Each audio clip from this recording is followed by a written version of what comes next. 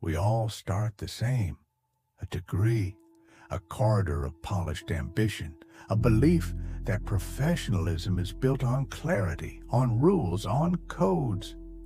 We are taught that ethics is a map, that if you memorize the articles, you will never be lost, that if you follow protocol, you are protected, that if you sign where you are told, you are clean. But they never tell you the truth. They never say that real ethics begins exactly where the rules end. That moment when you're faced with a choice between what is allowed and what is right, between what keeps you safe and what keeps you human, between silence that protects your career and speech that could destroy it. That's when the law stops helping you, and you are left alone, alone with your conscience, alone with a decision that no guideline can solve, alone with the terrifying realization that nobody is coming to back you up. The first lies don't look like lies. They wear white coats and polite smiles. They sound like experience. That's just how it's done. Everyone does it this way. Be careful what you say. You think you're being guided, but you're being broken. Slowly, elegantly, casually. You swallow it, one paper at a time, one silence after another, the first patient whose file you sign without reading, the first time you let something slide because it's not your department, the first moment you look the other way because the person doing wrong is above you in rank, and no one says anything. In fact, you get praise for being cooperative, for being mature, for being a team player. But you feel it, the crack. It's small at first, a discomfort, a question you can't shake. But you learn to bury it. You learn how to look away. You learn how to sleep until one day you don't. Because ethics, real ethics, doesn't whisper. It screams. It wakes you up at night. It breathes down your neck in meetings. It stares at you through the eyes of the people you fail. It is not a paragraph in a code. It is a mirror. And you know what you've become. You become efficient. You become silent. You become the kind of professional the system rewards. And the system, it does not want your integrity. It wants your obedience. It wants you to be quiet when the numbers don't match. To smile when injustice is handed to you on a clipboard. To comply when harm is labeled as standard procedure. Because real ethics costs money. Real ethics delays production. Real ethics files complaints, blocks promotions, disrupts reputations. So the system trains you not to be ethical. It trains you to simulate ethics, to wear it like a costume, to cite it when convenient, to discard it when dangerous. And if you do it well enough, long enough, you start to believe it. You convince yourself. You say, it's not my fight. You say, I can't change anything.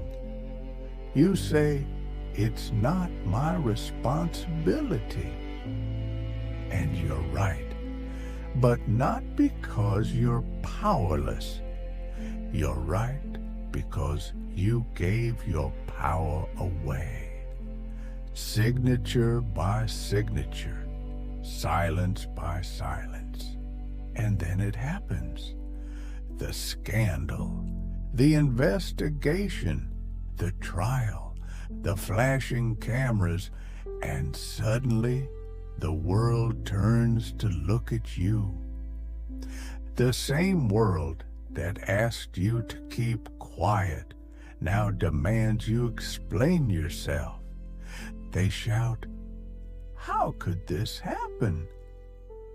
But no one asks, who told you to shut your mouth? No one asks, who taught you that ethics is optional? No one wants to hear that the same system that now condemns you once promoted you for staying silent. So they call you the problem. They call you the disgrace. They call you the exception. They call you everything except the truth. They don't say, "You are the product of a culture that punishes courage and rewards complicity." They don't say, "Your fall is not a surprise, it's a pattern." They don't say, "Your guilt is shared, and you sit there swallowed whole, not by justice, but by the very ethic you were told to uphold, the one they weaponized against you when it was finally useful to have someone burn." And that's when you learn that real ethics is not a policy. It is not a course. It is not a code. Real ethics is pain. It is loss. It is saying no when everyone expects yes. It is choosing truth over protection. It is walking into rooms where no one claps, no one congratulates, and no one agrees. It is losing status, friends, opportunities, just to stay intact.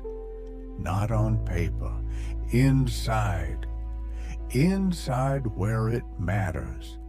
Because the truth is, ethics doesn't elevate you. It isolates you.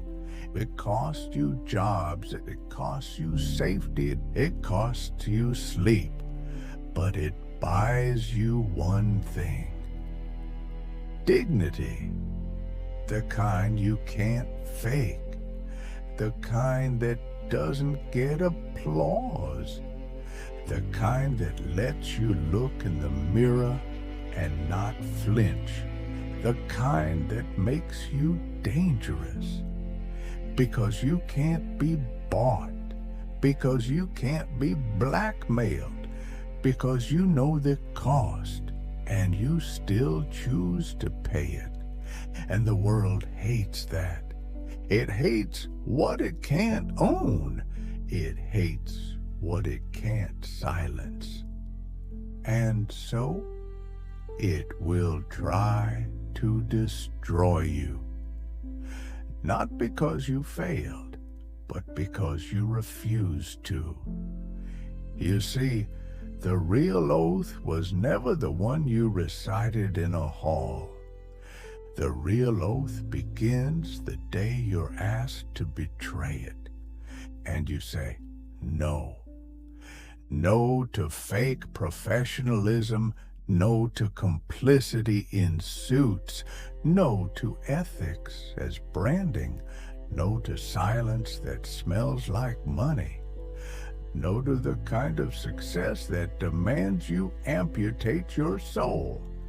And then, maybe then, you begin again, not as a professional, as a human, one who chose fire over comfort, one who decided that truth matters more than approval.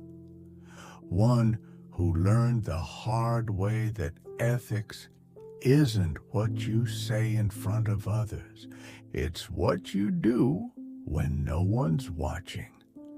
It's not about being right. It's about being able to live with yourself when everything else is gone. And when you stand in that silence, naked, rejected, perhaps ruined, there is one thing left, a strange peace. Because finally, you are no longer divided. You are no longer two people, the one they see and the one you hide. You are whole, and that is the only freedom this system cannot take from you. And it starts with one terrifying, liberating word. No.